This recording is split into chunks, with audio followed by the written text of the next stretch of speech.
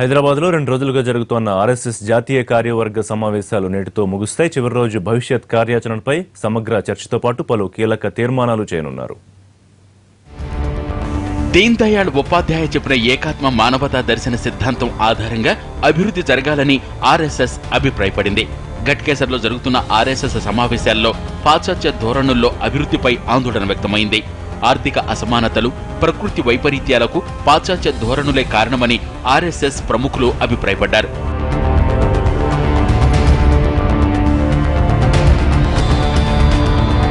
కేరళలో రాజ్యహింసపై కూడా ఆవేదన వ్యక్తం చేశారు ఆర్ఎస్ఎస్ ప్రముఖులు. సిపిఎం మిగతా పార్టీలపై దౌర్జన్యం చేస్తోందని ఆరోపించారు. ఆర్ఎస్ఎస్ చీఫ్ మోహన్ భగవత్ స్నేహహస్తం చాచినా పట్టించుకోవటం లేదని మండిపడ్డారు. Even women folk were also attacked. Women folk. They are considered to be proclaimed themselves as the custodians and the protectors and saviors of the so-called Dalits, backwards, downtrodden. But see, the 90% of the person murdered by CPM are from this group. The so-called Dalits, so-called backward, so-called laborers. RSS జాతీయ కార్యవర్గ సమావేశాల్లో ప్రధానంగా దీన్ దయాళ్ సిద్ధాంతం, పాశ్చాత్య ధోరణి అనే 2 అంశాలపై తీర్మానాలు చేశారు.